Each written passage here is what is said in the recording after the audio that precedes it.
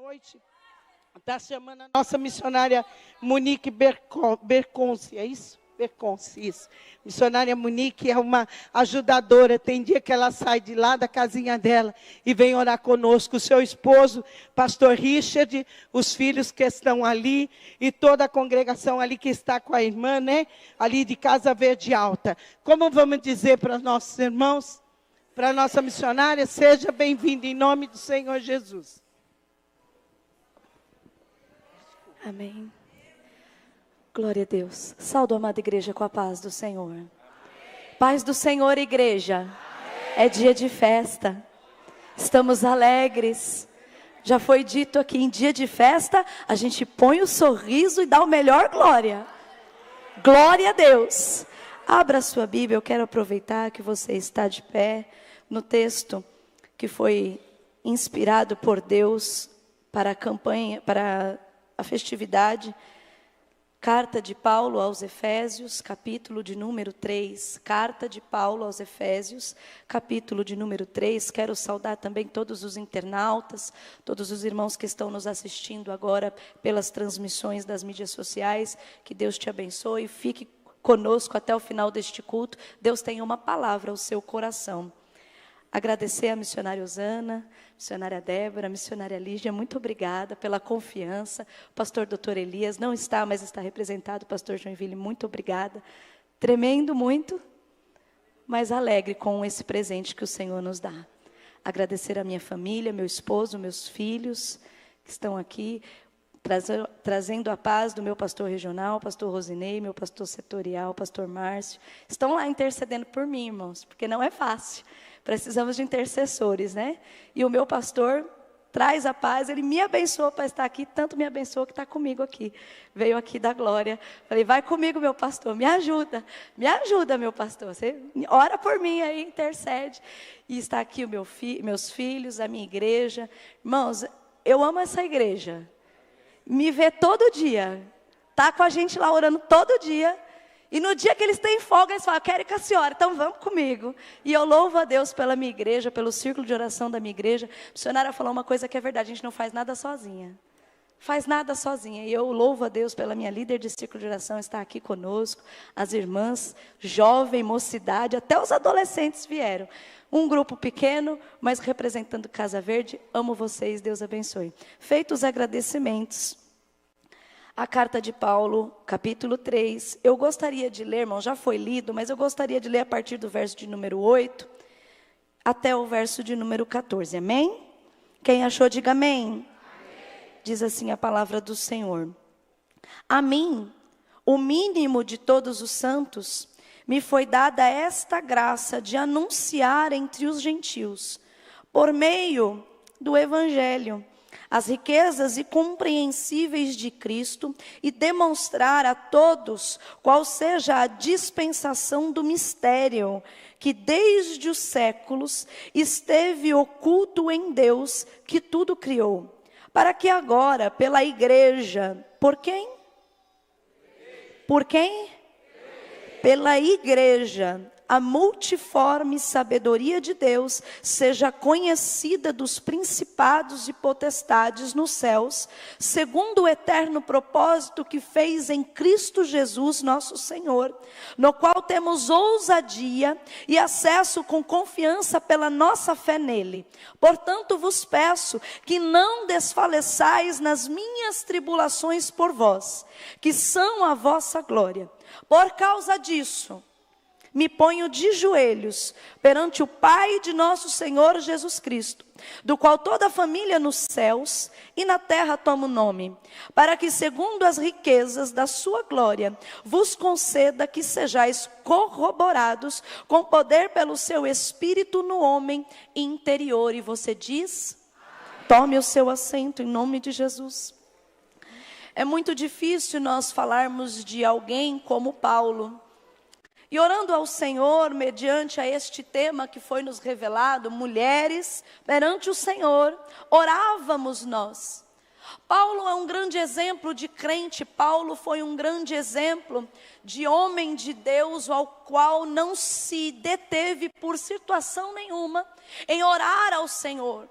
Lendo e pesquisando e estudando e conhecendo a história de Paulo, nós vamos ver que desde o dia em que Paulo ali, ele é recebido pelo Senhor, aceito pelo Senhor, escolhido pelo Senhor para uma grande obra, como disse o profeta Ananias ali, quando Deus fala para ele, vai lá na casa de Judas, na rua direita, e ora por aquele homem, porque ele é um vaso escolhido, ele é um homem ao qual eu vou usar, e muito ele vai padecer pelo meu nome. O chamado de Paulo já começa dizendo, ele vai padecer. O chamado de Paulo, ele nem sabia direito quem era Deus, e Deus já estava dizendo para ele, vai meu filho, jejua aí, ora, teve um encontro comigo, agora você se coloca na posição, porque eu vou te usar. Glória a Deus, até aí, glória a Deus. Foi dito aqui hoje que algumas vezes nós olhamos para o ministério, olhamos para os cargos, os dons, os talentos, e muitas das vezes a gente olha e fala, eu gostaria de tocar, eu gostaria de pregar, eu gostaria de estar sentada nessa cadeira branca, eu gostaria de estar liderando, eu faria, mas só Deus sabe, e quem tem este chamado sabe o quanto é difícil. A igreja hoje comemora 75 anos. A propósito, parabéns. Que Deus continue abençoando este conjunto.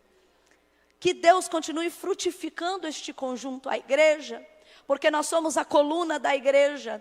A igreja sem o círculo de oração é uma igreja morta. A igreja sem a coluna da igreja não consegue subsistir. É por isso que há 75 anos este círculo de oração tem sustentado esta igreja em oração. E isso não é mérito nosso, porque como já foi dito, nós estamos chegando agora. Mas tem pessoas que já têm cavado, já têm escorado, já têm fincado as estacas muito antes. E é por isso que a igreja está de pé. Mas nós estamos falando de chamado, nós estamos falando de dom, nós estamos falando de posicionamento. Mulheres que perante o Senhor oram, mulheres que estão buscando seu chamado, buscando libertação, buscando serem usadas na presença do Senhor. Quantos aqui oram ao Senhor e falam, Senhor, me dá graça, usa a minha vida, ajuda-me, Senhor, eu quero ser usado. Mas na primeira oportunidade, a gente desfalece, a gente se assusta. Ou muitas das vezes já estamos cansados e fazendo e decorrendo, e anos no ministério, e anos trabalhando, e anos orando, e chega um momento da vida da gente que a gente cansa. É assim ou não é? A gente cansa, a gente fica cansado, mas olhando para a vida de Paulo, e quando Paulo está escrevendo essa carta, precisamente, Paulo ele estava passando por uma prisão. Paulo que já tinha sido atribulado de todas as formas possíveis. Paulo que já tinha sofrido naufrágio. Paulo que já tinha sido picado por uma cobra. Paulo, se você pegar o livro de Atos, desde o momento aonde ele se converte, você vai ver que ele é rejeitado em Jerusalém. A Jerusalém, o povo não aceita a conversão de Paulo. O povo olha para Paulo e fala, você agora quer nos ensinar? Que até ontem nos perseguiu, que até ontem nos matou, você agora acha que tem alguma moral espiritual para falar? Ele se retira, passa 3 anos fora, ele volta, Barnabé ajuda ele, e aí fala, não filho, vem cá, deixa eu te ajudar, deixa eu te mostrar o caminho. Talvez Paulo estava ainda meio inchado, meio cheio de soberba, porque a verdade é que Paulo, ele era um homem muito capacitado, sim ou não? Paulo estudado nos pés de Gamaliel, Paulo um homem formidável, Paulo um homem que estava pronto para tudo. Quem sabe Paulo olhou para Jerusalém, quem sabe Paulo olhou para os discípulos e falou, eles são tudo iletrados, pescador, sabe de nada. Agora Deus me levantou, agora eu sou o maioral, eu vou lá, eu vou pregar, eu vou liderar aquele grupo de discípulos que aceitou a Jesus, que está trabalhando para Jesus. E Deus fala, não Paulo, você não entendeu, eu não te levantei para ser o melhor de todos, eu te levantei para guiar o meu povo. Vem cá que eu vou te ensinar, Paulo. Vem cá, Paulo, que eu vou lapidar um pouquinho você, Paulo. Que você está muito cheio de soberba, Paulo. Você está achando que é do jeito que você sabe no seu conhecimento. Vem cá que eu vou te lapidar. E eu sinto Deus aqui. Porque coisa difícil é quando Deus nos chama para um momento de lapidação. Coisa estreita é quando a gente dobra o nosso joelho e parece que o mundo vira de cabeça para baixo. É assim ou não é? Você está lá orando, você fala, agora Deus vai abrir o céu, Deus vai trabalhar e eu vou ser abençoado. Aí é que a tribulação começa. Oh, meus irmãos, a trajetória de Paulo não foi fácil. Esquecem ele em Tarso, apedreja ele em Listra. Em Atenas falam que ele fala demais. E Paulo está lá, agora eu vou desistir. Não, Paulo está firme, Paulo está lá, Paulo continua. Quando ele chega em Coríntios, o povo fala, é impostor, não serve para nada. Mas Paulo continua orando. Paulo não desiste. Paulo não vai se ficar dodói e falar, agora não faço mais nada, vou descontar em Deus. Vou desistir, vou sair do conjunto, vou entregar a igreja, vou entregar o cargo. Não quero mais saber, já fiz demais. Eu sinto ele aqui. Paulo não se intimida com o que falam, com o que pensam, com a rejeição que ele recebe, porque Paulo foi muito rejeitado. Mas Paulo, ele olha e fala, não, vamos continuar orando. Eu vou orar por esse povo que está me rejeitando. Eu vou orar por esse povo que está torcendo o nariz. Eu vou orar por ele. E aqui o crente encontra a vitória quando ele entende que é na oração, não tem para onde correr. Paulo, ele está lá, e aí ele começa a dizer, olha, eu sou o menor de todos. Eu não tenho nada, eu não posso nada. Se eu pudesse, eu tinha até fugido do chamado. Mas Deus me escolheu, Deus me pôs à frente. Esta graça me foi dada para anunciar o evangelho. Muita gente acha que ser chamado é ter fama. Ser chamado é ser reconhecido na rua. Ser chamado é chegar aqui, falar grego, falar hebraico, falar bonito. Ei! Eu sinto ele aqui. E aí a gente que está ali sentado não entende nada. E o evangelho, ele tem que ser anunciado facilmente. A gente tem que entender, a gente tem que compreender. Não precisa enfeitar. O evangelho, ele é simples. Foi dito aqui hoje, se o Espírito Santo estiver coladinho contigo, fala do jeitinho que você sabe. Porque não é na tua palavra, não é na tua força, não é na tua eloquência, não é no teu diploma, não é na tua sabedoria. É na força do Senhor. A gente não convence ninguém de nada. Quem faz é Ele. É tudo Ele. A gente, eu costumo dizer, a gente é só um canudinho, missionária Lígia. Deus manda, passa pela gente e vai aonde tem que chegar e acabou. Essa é a nossa função. É só isso. Mas muitas das vezes Paulo está dizendo aqui, eu sou o menor de todos. A graça foi me dada entre os gentios, por meio do evangelho, anunciar a Deus por meio do evangelho. E deixa eu dizer algo aqui hoje tem pessoas que querem anunciar o evangelho, irmãos, e eu com muito temor vou dizer o que vou dizer. Orei, jejuei, busquei a Deus, só Deus sabe. Que Deus me guarde, mas é uma verdade. Tem muita gente hoje querendo anunciar o evangelho por meio de subterfúgios. Querendo dar jeitinho, querendo colocar as coisas do jeito que não é. Mas a palavra continua sendo a palavra. Não adianta fazer curso de coach, não adianta fazer psicologia, retórica, oratória. Se não tiver o Espírito Santo, não é evangelho. Arabadaia, que é isso? O evangelho ainda é evangelho. E pela graça, Deus permitiu que Paulo anunciasse as riquezas incompreensíveis de Cristo. E demonstrar, olha Paulo dizendo, a todos qual seja a dispensação do mistério. A dispensação do mistério. Você tem na sua mente clareza de que você foi chamado como um arauto, como um porta-voz dos mistérios de Deus. Você tem o privilégio de saber algo que ninguém sabe. Porque quando você fecha o seu quarto e dobra o seu joelho e ora, Deus te revela o profundo, o escondido, o oculto. É como foi dito aqui pela missionária Paula. Ela saiu, orou, Deus guardou e na hora a gente entende, foi Deus. Isso é mistério. O ímpio não entende isso, mas você tem esse privilégio. E quantas pessoas hoje sofrem ansiosa por conta do dia de amanhã? Irmão, o dia de amanhã, se você dobrar o joelho, Deus fala. Fala ou não fala? Ele fala. Ele te orienta, Ele te precave, Ele te guarda o seu sentimento. Deixa eu compartilhar algo com você. Domingo, eu fui pregar numa igreja. E no término do culto, era congresso da nossa regional, eu fui chamada. E no término, Deus usou um irmão muito simples. E ele falou algo para mim que eu confesso, missionária Osana, me perturbou. Eu fui embora perturbada. E ele falou, Deus vai te provar. E o levante vai ser grande. E a fúria vai ser, mas eu estou contigo.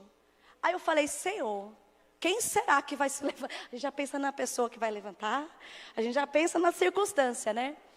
Eu saí da igreja, fui para minha casa, fiquei com isso, nem comentei com meu marido. Fiquei com isso, orei, falei, Senhor. E eu acordei, o meu coração estava preocupado. E eu orei por meus filhos, orei por eles. E fiquei preocupada e tive uma reunião regional. E estávamos na reunião regional da diretoria do Presbamp, resolvendo assuntos para o ano que vem.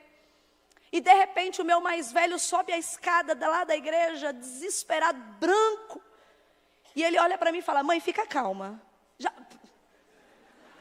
Já morri. Mãe, fica calma. O que foi, filho? O Pedro se machucou. É sério, filho? Não, mãe, tá tudo bem. A gente só precisa ir para o hospital. Eu falei, tá bom, filho. Aí eu falei, vou fazer a pergunta direito. Não estou perguntando direito, missionária Eliana. Estou perguntando direito. Filho, tá sangrando? Tá. Falei, pronto. Irmãs, com licença, eu preciso sair. Desesperada, desci, bem calma, né? Mas desci as escadas, 2 lances de escada, irmãos. Podia, né? A gente nessas horas, desci, quando eu cheguei no carro, o meu filho, ele tinha cortado a pálpebra inferior do olho e feito um furo dentro do olho. Bateu o olho na maçaneta da porta. E na hora eu fiquei muito assustada e falei, vamos para o hospital, vamos levar para o hospital. E cheguei no hospital, o cirurgião já olhou, já avaliou. Falou, leva para a Santa Casa, precisa levar para a Santa Casa, precisa passar num especialista. E eu falei, meu Deus. E aí no hospital não tinha um especialista. Eu voltei para casa porque só ia poder levar no outro dia de manhã. E aquele desespero, e eu deitei na cama com ele, pus a mão na cabeça e falei, Senhor, não tem médico. Eu não sei o que fazer. O olhinho já estava roxo aqui embaixo, bem inchado. Bem vermelho dentro da parte branca do olho. E eu pus a mão na cabeça dele, irmão, eu passei a noite deitada com ele, pedindo misericórdia. Eu nem lembrei da profecia na hora, nem pensei. Quando foi no outro dia de manhã, falando com a líder do círculo de oração, eu mandei uma foto. E ela falou assim, qual olho foi? O olho não estava inchado. Merecia um glória. O olho não estava inchado. Isso era 1h da manhã quando eu cheguei em casa. O olho não estava inchado. Não estava preto, porque ia ficar preto. Já estava pretejando. Não estava mais preto, não estava roxo. E quando ele acordou, eu olhei para ele. Filho, está doendo o seu olho? Não, mãe, estou bem. Quero ir para a escola. Eu falei, que vai para a escola o quê, menino? Está doido? Deixa eu ver esse olho. Irmãos, o diagnóstico do cirurgião foi um furo na conjuntiva. E o corte na pálpebra. Eu procurei o corte, irmão, eu não achei. O olhinho dele já não tinha mais vermelho. Eu abri o olhinho, procurei o furo e não estava lá. Esse é o poder de uma mãe que ora. Trabalho. A gente se assusta, a gente quer fazer do jeito normal. Vai para o médico, faz isso. Mas Deus ainda te deu autoridade. A gente olha para os nossos filhos. Eu contei um testemunho de um acidente. Mas isso vale para qualquer coisa, na sua casa, na sua família. Você olha para o teu filho e fala, não tem jeito sim. Ora que vai dar jeito, ora que Deus faz, ora que Deus trabalha. O problema é que a gente não ora, o problema é que a gente amaldiçoa, o problema é que a gente fala, o problema é que a gente pede para todo mundo orar. Mas na hora da gente pôr a mão na cabeça, no travesseiro, mas não está em casa, está chegando meia-noite, vai lá e fica no travesseiro, irmã. Fica no travesseiro lá, vai no pé da cama, vai orar. Você vai ver se Deus não muda. Deus transforma, Deus cuida, Deus guarda e Deus traz de volta. Mas é na oração. Paulo, sabendo de tudo isso, ele vai dizer, porque agora a igreja, é pela igreja. É pela igreja. Eu, você, os pastores, as missionárias, os irmãos, é pela igreja. Não é pelo pregador famoso tal, pela cantora famosa tal, não, é pela igreja. O dia que a igreja entendeu o poder que a igreja tem, irmãos, a gente para tudo. Por que para tudo, irmã Monique? Porque ele está dizendo aqui, ó, pela sabedoria de Deus, seja conhecida dos principados e das potestades do céu. Irmãos, é muito fácil vir aqui, pregar, falar, cantar. A gente hoje está na mídia. Uma foto roda o mundo, um vídeo roda o mundo. Mas e no céu? E no céu? Será que quando você passa, o diabo sai da sua frente falando, não vou nem me meter com esse daí, com essa daí? Ou será que ele está andando do teu lado? Sem medo. Porque eu ouço das mulheres mais antigas, das irmãs mais antigas, das irmãs mesmo que da oração. Fui discipulada por uma. E ela me ensinava, ora, ora, ora e ora. Ora, ora e ora.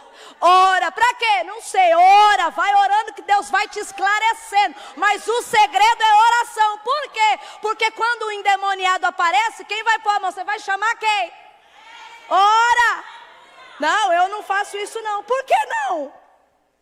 Se nós somos a igreja, a extensão de Atos dos Apóstolos. O pastor disse, Deus operou lá e continua operando hoje, através da minha e através da tua vida. Mas o problema é que a gente se omite. O problema é que a gente se esconde. A gente tem medo. E é normal ter medo, irmãos. É normal. Mas o que a gente não pode é ser vencido pelo medo. Nós temos que nos posicionar. Nunca chegou um tempo onde mais nós precisamos orar. E aqui Paulo diz, eu me coloco de joelho por esta causa. Qual causa? A causa dele? Não, a da igreja. A causa dele? Não, a causa do evangelho. Era a causa dele? Não, era a causa de Cristo. Por que nós temos nos colocado de joelhos? Qual é a nossa intenção? Qual é o nosso posicionamento de joelhos? Para quê? Por quem? E pensando nisso, eu orando a Deus, Deus colocou uma mulher no meu coração. É um culto de mulheres e eu não vou fugir do tema, eu gosto de ser fiel ao tema. Mas Deus colocou uma mulher ao meu coração. E se você não fechou a sua Bíblia, vai lá no Antigo Testamento, abre no livro de Juízes.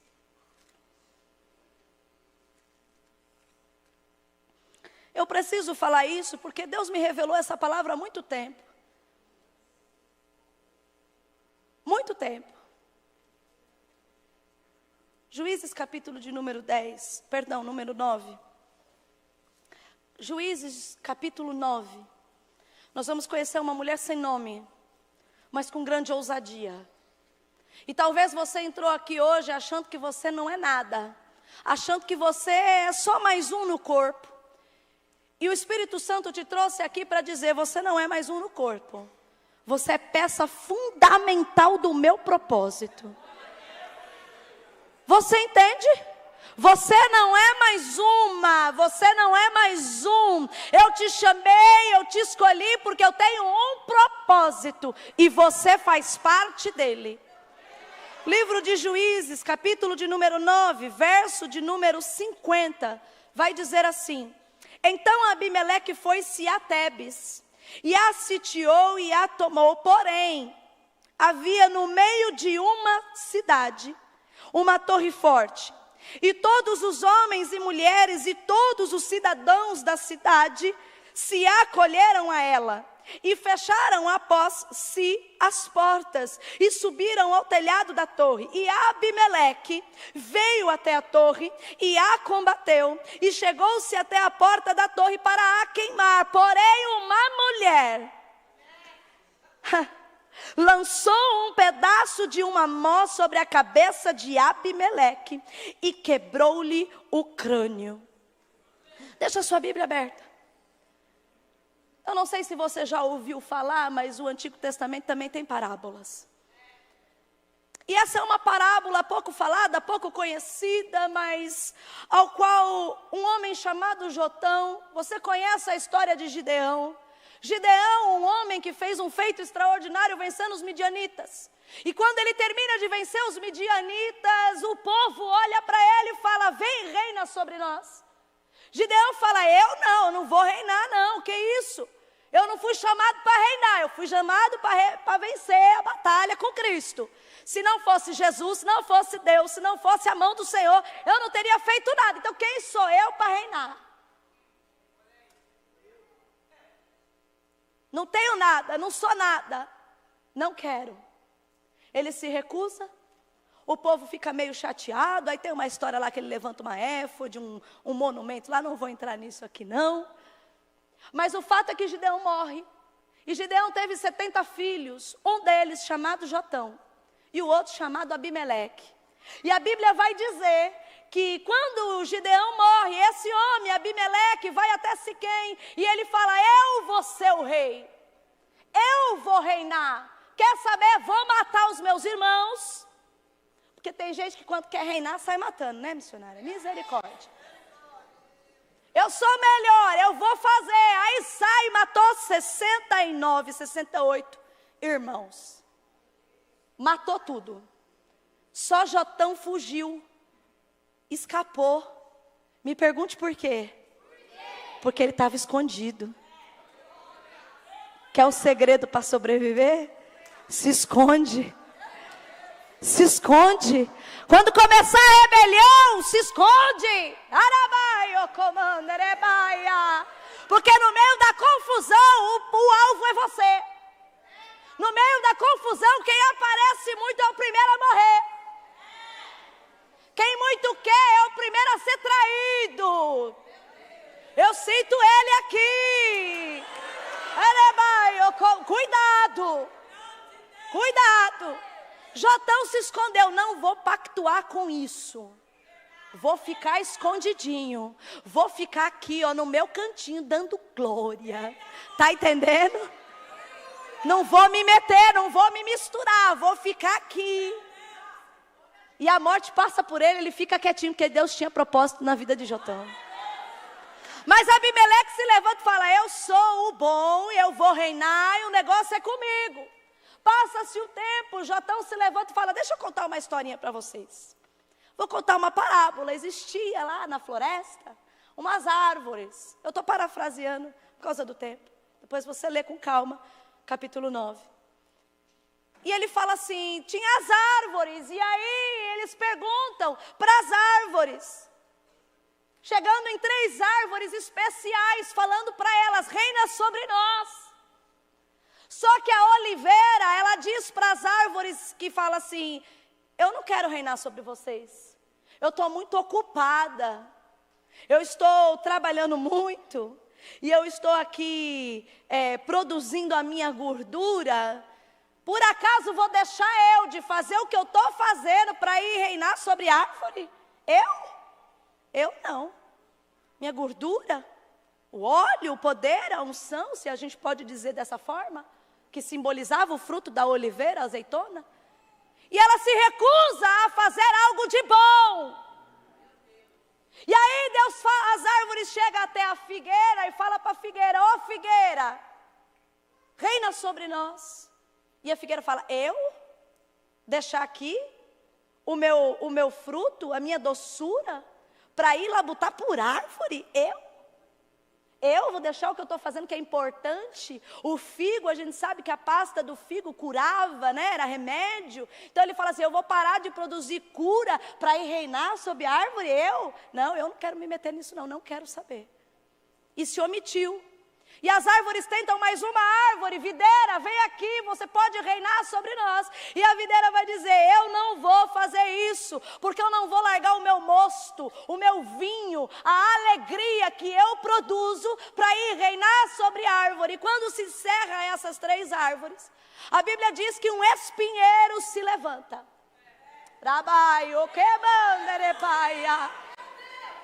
O espinheiro fala, eu reino, eu vou fazer, eu vou ser o rei. E olha que interessante que o espinheiro vai dizer, o espinheiro fala assim, se na verdade vocês me ungirem rei sobre vós, pode confiar debaixo da minha sombra. Você já viu um espinheiro? Espinheiro tem sombra na onde? Já começa com a fake news, é isso mesmo. Já começa com campanha errada, né, irmãos? Sem nenhuma parafrase, tá? É a Bíblia que está falando. Mas se não, saia fogo do espinheiro que consuma até os cedros do Líbano. Agora, olha que interessante, o espinheiro, ele era altamente inflamável. Qualquer coisinha pegava fogo. Aí aquelas árvores, não tendo opção, levantam o espinheiro para reinar.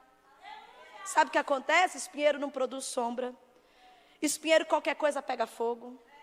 Espinheiro qualquer coisa... Não deu certo, irmão. O texto vai dizer que ele reina por 3 anos. E depois de passado 3 anos, o próprio povo começa a armar contra ele. E esse espinheiro era Abimeleque. E aí a gente entende que quando o justo não quer governar, o espinheiro se levanta. E aí a gente não pode reclamar, porque quando a oportunidade chega na minha e na tua mão, eu preciso dizer. E a gente se recusa a fazer. Não, eu não vou mais cantar, eu não vou mais pregar, eu não vou mais pastorear, e eu sei que Deus está falando. E aí a gente se omite, porque a gente está ocupado com pequenas coisas. Não que produzir a cura, não que produzir a alegria, não que ter o poder, o óleo, a unção, como tinha essas árvores, era pouca coisa, irmãos. Mas para e pensa, ela estava produzindo ali. Se ela fosse reinar, ela poderia produzir em grande escala. Você está entendendo o que Deus está falando com você? Sai da beirada, vem para o fundo. Sai da mesmice. Chega de viver uma vida simples. Deus quer te mostrar mais.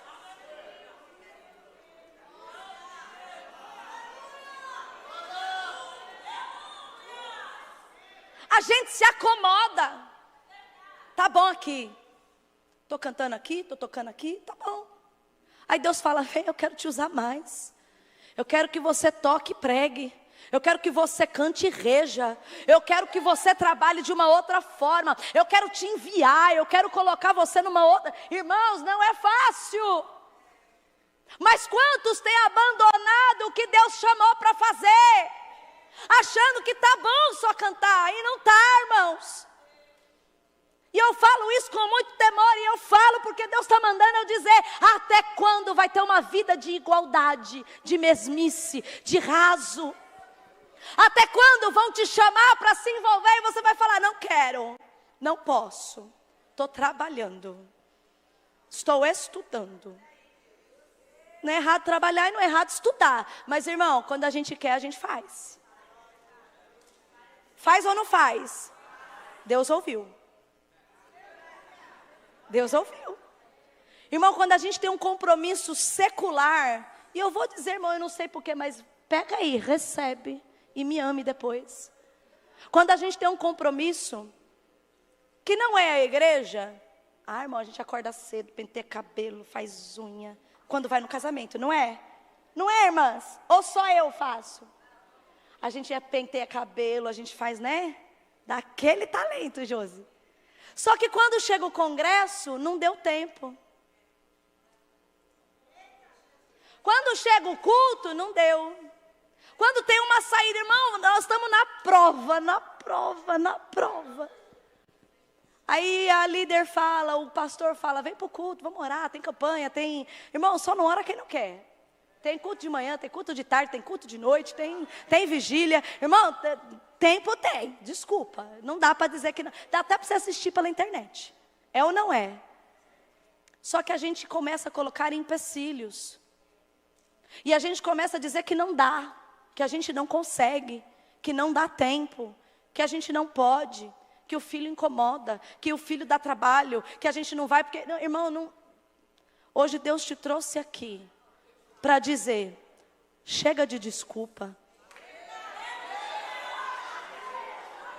Chega de desculpa. Chega de inventar coisa aonde não existe. Eu não sei. Talvez a missionária Débora, a missionária Osana também não sabe. Mas Deus sabe as justificativas que você tem dado. Deus sabe se o que você tem falado é honesto perante ao Senhor.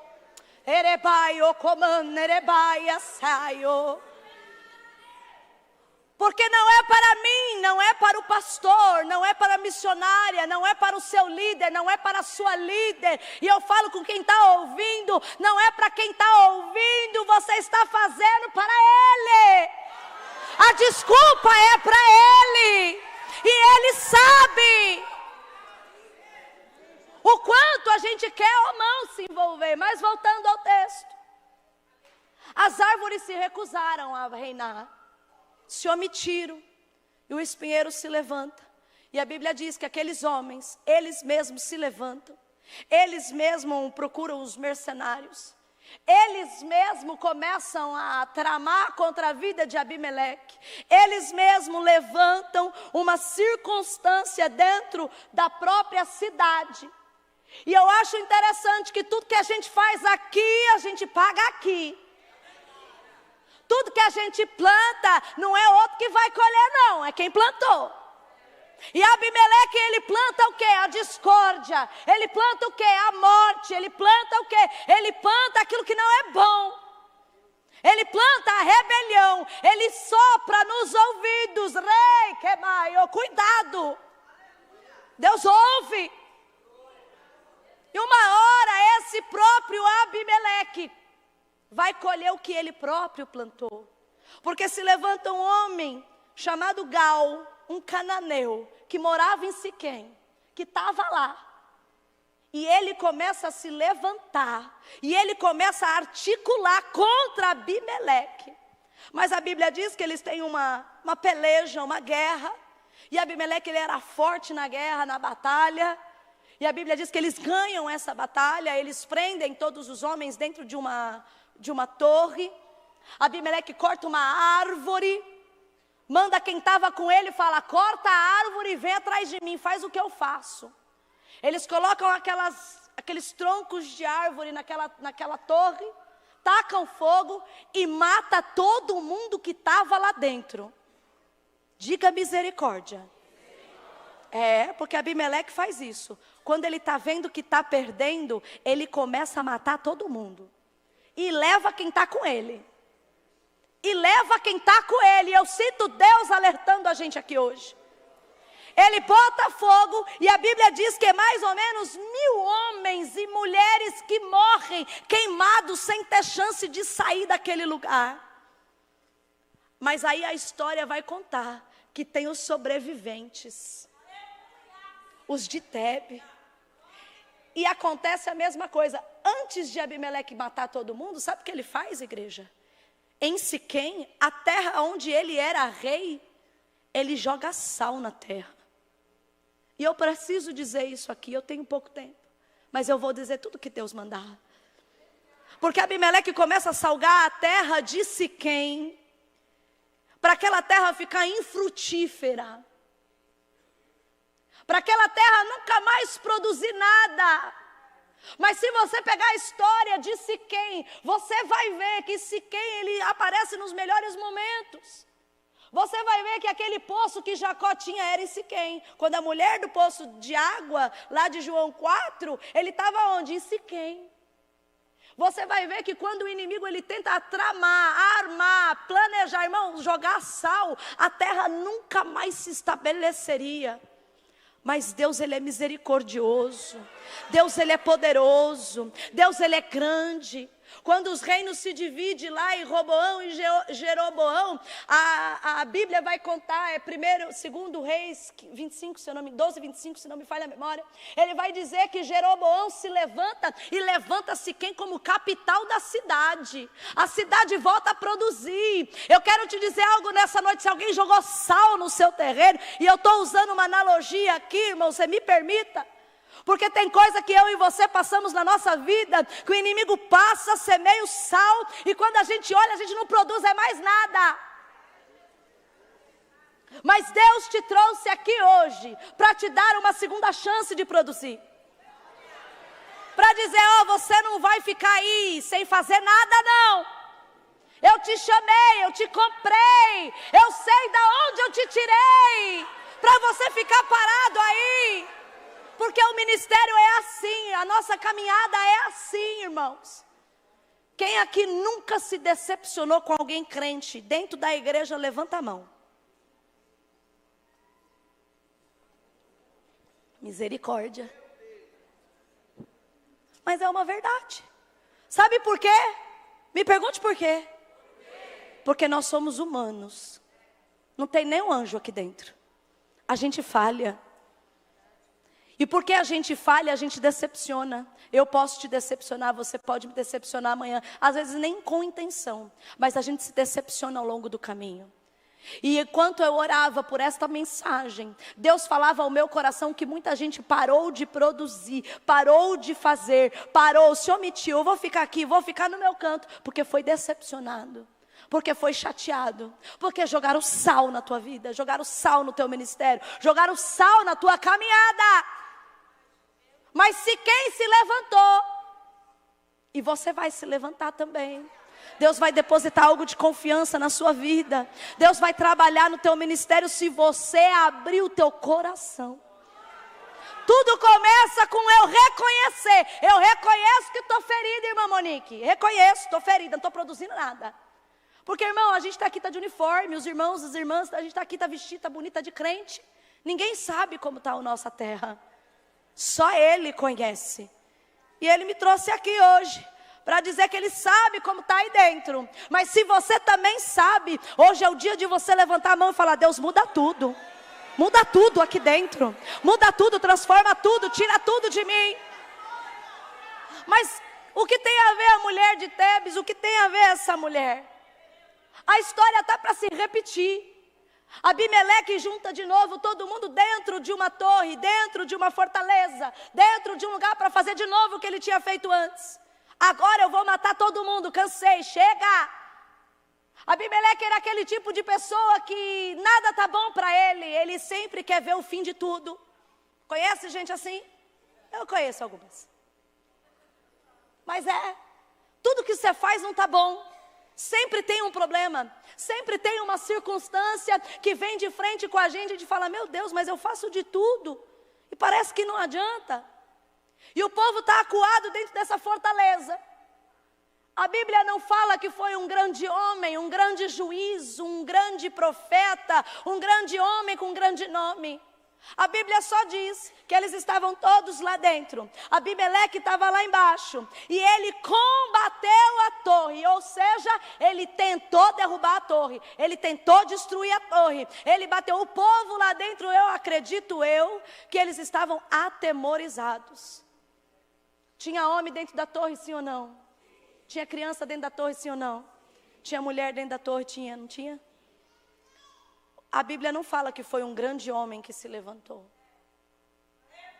A Bíblia diz que uma mulher sem nome, uma mulher qualquer, uma mulher sem nenhuma proeminência, talvez tem gente aqui que nunca ouviu falar dessa mulher. Uma mulher sem nada. Eu imagino, você me permita imaginar, Que a gente, quando lê a Bíblia, a gente tem que imaginar, irmão. Eu imagino aquela mulher olhando, as crianças chorando, os homens tudo sem saber o que fazer, porque não tinha para onde correr, não tinha o que fazer. Ela olha e vê uma mó. Uma mó, irmão, era uma pedra que moía grão para fazer farinha. Não era grande, não era muito pesada, não era uma arma, era um instrumento, uma ferramenta de trabalho.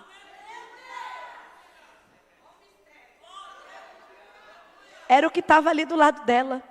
Talvez era o que ela usasse, eu não sei, irmão. A Bíblia não diz, e me permita imaginar. A Bíblia não diz, não fere o texto, não é uma heresia. Mas eu imagino que aquilo que estava ali talvez fosse o cotidiano dela. Moer grão para fazer farinha. Sem nenhuma importância para o mundo espiritual. E é assim que nós somos. Muitas das vezes a gente olha para nós e fala, eu não tenho nada. Eu não posso nada, não tenho nome, não tenho oportunidade para nada. Mas quando o inimigo bater na torre e começar a combater, e você começar a ver que dentro da torre o povo está apavorado, o povo está com medo, a criança está chorando, o inimigo está trabalhando de tudo quanto é jeito. Ei, olha para o lado, tem ferramenta que Deus já se dispôs às suas... Tem coisa que está do teu lado, basta você ter a disposição de falar, eu vou fazer, e Deus vai ser contigo. Essa mulher não esperou ninguém não, ela não deu a dica para ninguém não. Ela não falou assim, não, vamos lá, eu tenho um negócio aqui, o que a senhora acha, vamos fazer? Não, irmão, ela teve uma postura. Ela teve me foge a palavra agora, mas ela teve uma disposição, uma proatividade em dizer, eu vou acabar com isso. E é para isso que Deus te trouxe aqui hoje. É para isso que Deus te trouxe aqui hoje, mulher. Uma atitude, uma decisão, uma escolha em combater aquele inimigo que tem assolado a tua casa, a tua família, teu ministério, tua igreja. Tome uma posição, pega essa mó e taca da onde você estiver. A direção é com Deus. Porque quando eu me levanto, me disponho e olho para o meu lado e falo, eu tenho algo aqui que eu vou deixar Deus usar. Aí Deus fala, é isso que eu preciso, só isso. Quem está disposto, disponível a trabalhar para o Senhor, a se colocar na fenda, a se colocar na brecha. A nossa irmã falou de Neemias aqui, irmãos. Neemias não parou a construção não, tudo foi tentado para ele parar, e foi suborno, e foi tudo, e ele não parou.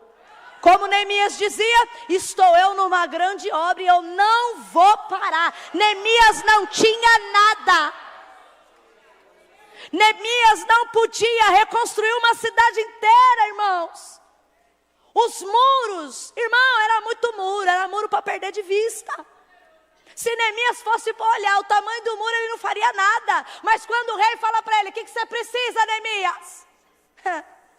Neemias fala, me dá carta para eu passar, e se possível, se não for atrapalhar, pede para Asaf me dar umas madeirinhas para eu reconstruir lá, porque senão não vou conseguir. Quando Deus pede algo a você, e você se dispõe a Deus, Ele te dá condição, Ele te dá provisão, Ele te dá direcionamento, Ele te dá estratégia, Ele te guarda, Ele te livra, irmã, quando a gente entender e se dispuser, Deus vai pelejar com você. Deus não vai pôr a mão aonde nem você pôs. Mas essa mulher tomou uma atitude. E o meu tempo se encerra agora. E eu gostaria que você entendesse essa mensagem e guardasse ela no seu coração. Por esta causa eu me coloco de joelhos. Que isso não seja só uma frase bonita, que isso não seja só o slogan, né? Não sei se pode dizer slogan, tema, né? Divisa do nosso congresso, deste congresso. mas que você possa verdadeiramente viver isso. E quem aqui esteve presente neste culto, que você possa entender que a oração, a disponibilidade vai fazer com que o Senhor trabalhe em seu favor, na sua casa, na sua igreja, no seu ministério. Oh, aleluia! E eu quero entender que você compreendeu isso. Amém? Amém? Eu gostaria neste momento, fique de pé no seu lugar. Eu gostaria de saber se existe alguém que está congregando conosco aqui, ou através da mídia social, que ouvindo essa palavra, entende que precisa se aprofundar no relacionamento com o Senhor. Entende que precisa de um momento mais a sós com Deus, precisa voltar a pôr a mão no arado, precisa voltar a trabalhar com o Senhor, pelo Senhor. Existe alguém que precisa primeiramente refazer a aliança, que parou, que está longe dos caminhos do Senhor? Levante a sua mão, eu quero te conhecer, quero orar por você. Existe alguém que precisa refazer a aliança? Existe alguém? Tem um irmão com a mão levantada, o irmão? Quer refazer aliança hoje, irmão? Vem até aqui à frente, nós vamos orar, irmão. Uma alma para o Senhor. Uma alma para o Senhor. O corajoso já está aqui. Quem é o segundo que entende que depende do Senhor e precisa refazer a aliança? Deixa eu te conhecer, faz um sinal com a tua mão. Aleluia. Na internet, se tiver alguém, coloca: eu preciso refazer a minha aliança. Eu preciso desse Jesus. Porque Deus, Ele tem uma obra nas nossas vidas. Deus, Ele tem algo a realizar através das nossas vidas. Eu vou devolver o microfone, entendendo que não existe mais ninguém. Mas eu preciso que você, minha irmã, meu irmão, que ouviu essa palavra e entendeu, guarde isso que eu vou dizer. Guarde isso que eu vou dizer. Volte a trabalhar para o Senhor. Volte a se entregar como você se entregava. A obra precisa. O Senhor te chama. Quando Deus escolhe alguém, Ele não substitui não. Ele está esperando você voltar. Ele está contando com a tua oração. É com o teu chamado. Ele te chamou, Ele te escolheu, Ele te capacitou. E Ele espera você para um novo, um renovo, uma nova obra. Amém? Que Deus te abençoe. Eu devolvo a direção para orar pelo irmão. Glória a Deus.